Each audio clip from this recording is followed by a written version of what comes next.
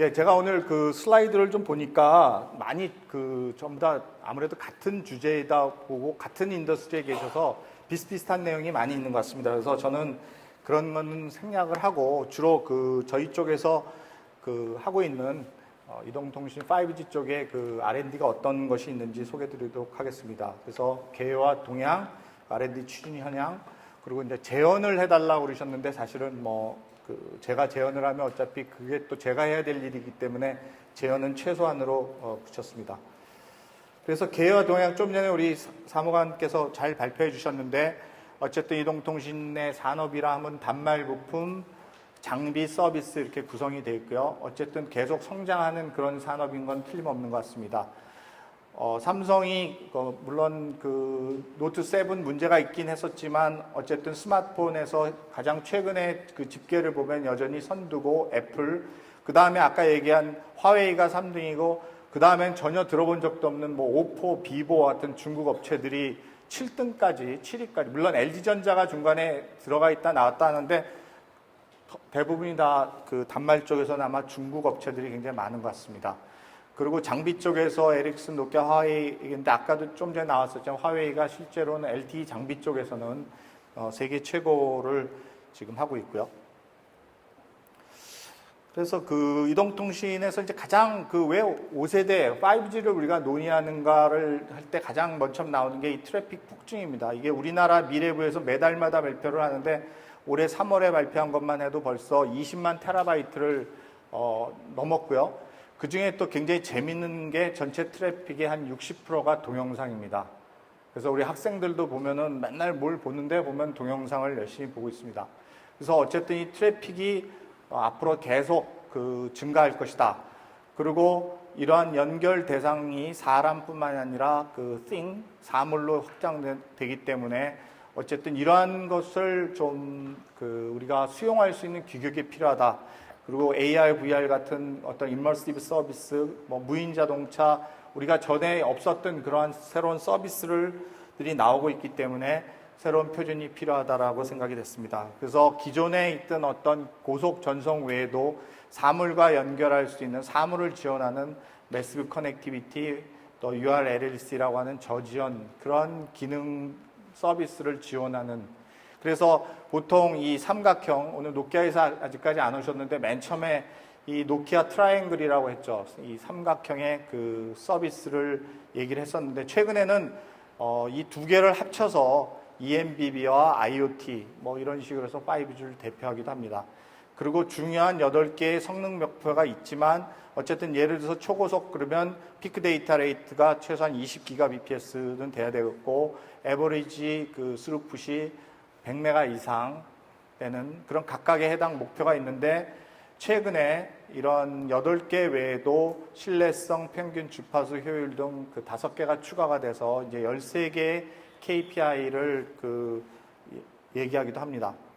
그래서 스케줄을 아까 우리 얘기해 주셨기 때문에 현재 보면은 2020년에 최종적으로 그 표준을 이제 5G 표준을 IT에서 이제 만드는 걸로 목표를 하고 있습니다. 그리고 현재는 3GPP에서는 RIL 14이 이제 진행되고 있고 아마 첫 번째 표준은 RIL 15이 끝나는 2018년 9월이 될 텐데 그 전에 저희들이 아까 얘기하신 2018년 2월에 평창 규격이 평창이 시범 서비스가 있기 때문에 아마 이런 기간의 그 차이 때문에 저희들이 뒤에 말하는 그 시범 서비스 규격이라는 걸 따로 만드는 그런 내용이 됐습니다.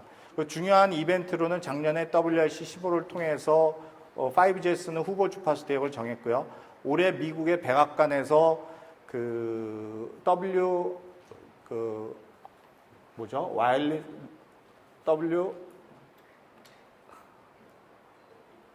어드밴스드 와이어리스 리서치 이니셔티브인가요? 그러한 거를 통해서 차세대 이동통신에 향후 7년 동안 4억 불을 투자하겠다라고 하는 그런 중요한 발표가 백악관 주도에 있었고요.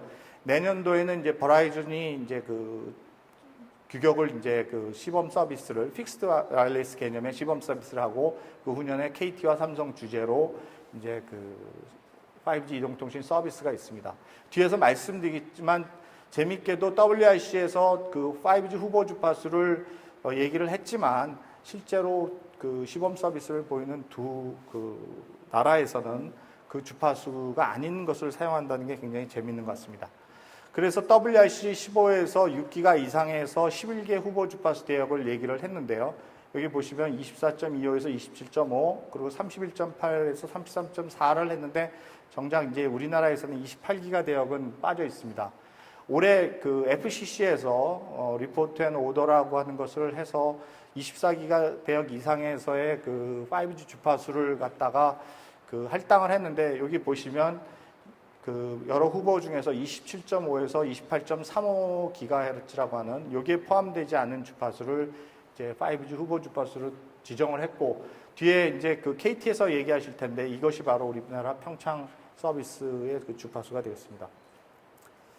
여러 가지 중요한 기술이 있는데 이건 뒤에서 이제 여러분이 말씀해 주시기 때문에 저는 이제 간단하게만 말씀드리면 과연 밀리미터 웨이브가 이런 높은 주파수에서 이동통신에 쓸 수 있겠느냐? 굉장히 패스로스도 굉장히 많고 그랬는데 이제 여러 실험을 해서 볼 때 어쨌든 굉장히 그 기본 패스로스는 굉장히 높지만 우리가 보통 말하는 이동통신을 말하는 그 패스로스 익스포넌트를 볼 때는 저주파랑 그러니까 마이크로웨이브랑 비슷한 것 같다라는 게 여러 가지 실험 결과였고요.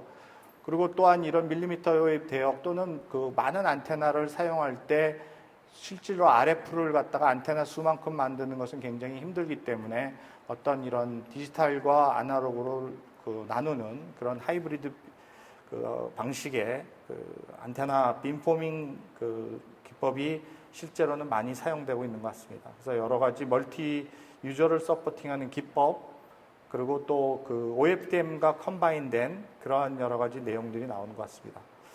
지금 아직까지는 우리가 현재 사용하고 있는 OFDMA 같은 경우는 이제 그 오소고날 멀티플 액세스 기법이지만 또한 난 오소고날한 당연히 그 같은 그 주파수나 시간에 그 중첩해서 사용할 수 있다 그러면 우리는 그 더 많은 용량을 서포팅할 수 있겠고요. 최근에 이제 화웨이 쪽에서 굉장히 많이 얘기하고 있는 그 SCMA라고 하는 그런 기술은 어쨌든 그런 난 오소고날한 멀티플렉싱 기법입니다. 제가 그 지난 그 한 2주 전에 영국에서 그 서리 대학의 그 타파졸리 교수를 만났을 때 어쨌든 OFDMA보다 한 3배 정도의 더 많은 그 유저를 서포팅하는 것을 자기네가 구현을 했다라고 얘기를 들었습니다. 그 뉴웨이폼도 현재 그 OFDMA에 비해서 어쨌든 이런 비동기 굉장히 다양한 환경에서의 뉴웨이폼이 필요한 것다. 그래서 어쨌든 지금 시간 도메인에서 필터링을 하고 CP를 붙이고 하는 이런 방식과 그리고 주파수 도메인에서 필터링을 하고 중첩을 해서는 뭐 FBMC 계열의 아직까지는 이쪽에서는 큰 모든 것을 다 만족시키는 이러한 것을 만족시키는 기법들은 아직까지 뉴웨이폼 쪽은 없는 것 같습니다. 그래서 계속 연구가 되어 있고요. 그 채널 코딩도 그 아까 말한 그 3가지 그 서비스에 대한 것을 모두 만족시키는 각각이 요구하는 채널 코드의 조건에 다 다르기 때문에 아직까지 뭐라고 특별하게 하진 않지만 전통적으로 썼던 터보나 컨볼루셔널 코드에 비해서 LDPC가 이런 면에서 장점이 있기 때문에 어쨌든 성능은 3개 다 비슷한데 평창에서도 사용되는 것이 아닌가 생각됩니다. 그리고 아까 제가 맨 처음에 말씀드린 것처럼 우리 실제로 그 무선 트래픽의 60% 정도가 그 동영상이라고 했는데 그래서 이렇게 특정 인기 컨텐츠에 대해서는 어떤 중간에 우리 소형셀이라든지 AP 같은 곳에다가 헬퍼라는 것을 둬서 만약에 우리가 저장을 하고 있으면 좀 더 우리가 효율적으로 이러한 그 통신 시스템을 관리할 수 있지 않을까 해서 요즘 와이어리스 캐싱이라는 분야가 굉장히 또 주목을 받고 있습니다. 이렇게 제가 간단하게 그냥 그 기술 동향에 대해서 말씀을 드렸고요. 그 추진 현황은 아까 우리 그 사무관께서 말씀하신 것처럼 저희 이동통신 R&D의 기본 정책은 그 2014년 1월에 발표됐던 마스터 전략에 기초하고 있습니다. 즉, 그 15년 12월에 프리 5G 그리고 17년 12월에 시범 서비스 세계 최초 상용화 20년 그래서 각 분야별로 시장 표준 기술 생태계 쪽으로 해서 목표를 하는, 그래서 그걸 통해서 이 글로벌 선도 국가를 도약하겠다라고 하는 것이 저희 이동통신의 기본 전략이 되겠습니다. 그런데 아까 말씀드린 것처럼 실질적인 첫 번째 표준이라고 할 수 있는 릴15이 2018년 9월에 끝나는데 저희들은 평창에서 어쨌든 그 시범 서비스를 보여야 되기 때문에 2015년 12월에 다시 개정된 로드맵을 만들었습니다. 그래서 어쨌든 우리가 자체적으로 시범 서비스 규격을 만들어야겠다. 그리고 또 시범 서비스에서 사용될 장비와 단말에 대한 칩을 개발을 해야 되겠다. 그리고 시험 주파수도 정해야겠다라고 해서 저희들이 로드맵을 바꿔서 현재 진행 중에 있습니다.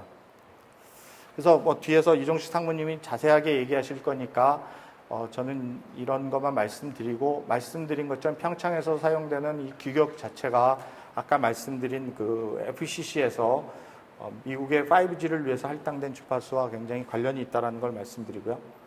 그 뭐 시범망에 대해서 얘기할 필요 없을 것 같습니다. 그리고 저희가 그 얼마 전에 각 그 전문가들을 모시고 2022년까지 그래서 5G라고 그 이후에 5G 이후에 도달할 기술에 대해서 로드맵을 만들었었습니다. 그래서 서비스와 시스템과 단말 부품에 대해서 만들었었는데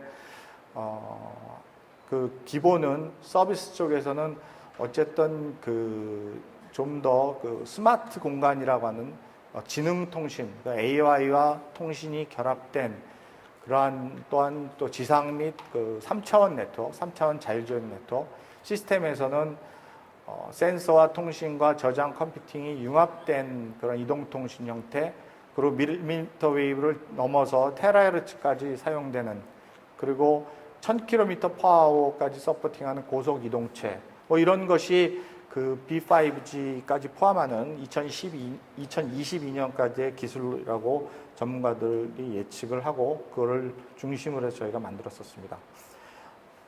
5G 관련해서 정부 R&D는 다음과 같이 5G 원천 기술 연구 및 표준화, 프리 5G 주로 이제 그 LTE죠. 4G 쪽에 부품, 서비스, 그 무선랜 이런 연구로 구성이 되어 있습니다. 그래서 가장 큰 과제는 그 애트리가 현재 수행하고 있는 5G 통합 과제 약 250억 규모의 우리나라 제일 큰 이동통신 그 정부 R&D고요. 그리고 아까 말씀드린 그 초저 지원을 위한 기술, 또 매시브 커넥티비티를 위한 그런 내용 원천 기술뿐만 아니라 또 밀리미터 웨이브에서 기가코리아 사업단이 주최하는 그런 기술도 현재 연구 중에 있습니다.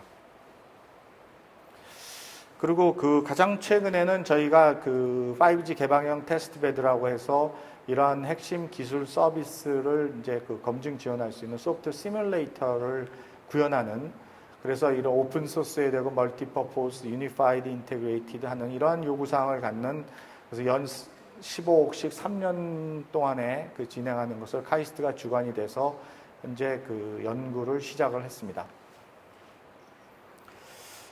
주요 실적은 애트리에서 아까 나왔었던 것처럼 지하철 8호선에서 실제로 이동통신 쪽에 무선 백호를 지원하는 밀리미터 것을 시연을 했었고요. 현재 서울시 공공 와이파이 사업에 이 기술이 이제 채택이 되는 업체들 되도록 이제 노력하고 있고요. 소형셀 기지국의 소프트웨어 솔루션을 또 작년에 더 만들었었습니다. 그리고 기가코리아 사업에서 아까 시연했던 내용이 기초가 돼서 지금 현재 연구가 있고요. 또 그 카이스트 IT 융합연구소에서 피스케어 BDMA라고 하는 빔포밍과 패턴 편파를 이용한 그 굉장히 지금 현재 LTE 대비 5배의 스펙트럴 이피션시를 높일 수 있는 그런 기술을 만들어냈고요. 그리고 이제 와이팜이라고 하는 회사에서 멀티밴드, 멀티모드, 파워앰프를 포함을 한 그런 것을 이제 만들어서 이 분야가 굉장히 부품 쪽이 경쟁이 심한데 삼성전자 휴대폰에 이제 그 외국 업체를 물리치고 이제 탑재한 그런 성과를 이뤄냈습니다. 그리고 저희들이 이제 그 국제 협력을 굉장히 강화하기 때문에 현재 애트리가 주관이 돼서 한중 공동 연구, 한EU 공동 연구도 지금 하고 있고 이제 바로 2차 공동 연구도 하려고 지금 추진 중에 있습니다. 그리고 10월 26일 날 그 전 세계 그 5G 관련된 분들을 모시고 하는 5G 글로벌 서밋 행사가 있고요. 그리고 2주 전에 저희들이 그 영국에서 한영 5G 테스트베드 공동 협력에 대한 MOU를 체결했고 현재 미국과도 국제 공동 연구를 하고 있고 일본이랑도 협력을 준비하고 있습니다. 그래서 마지막으로 말씀드리고 싶은 것은 어쨌든 5G라고 하는 것이 간단하게 이동통신뿐만 아니라 많은 아까 시연에서도 봤었지만은 굉장히 그런 저지연 같은 것은 원격 의료, 원격 검침 또 인더스트리에서 굉장히 영향을 또 무인 자동차가 이러한 AI가 결합된 4차 산업혁명의 기반이 될 것으로 생각됩니다. 그래서 우리나라의 리소스가 굉장히 많지 않기 때문에 기업과 대학과 그리고 에티리와 또 정부가 서로 잘 협력을 통해서 어쨌든 세계 최고의 경쟁력을 달성하도록 정부에서 좀 많이 지원해 주시고 계속 도와주시기 바랍니다. 이상입니다.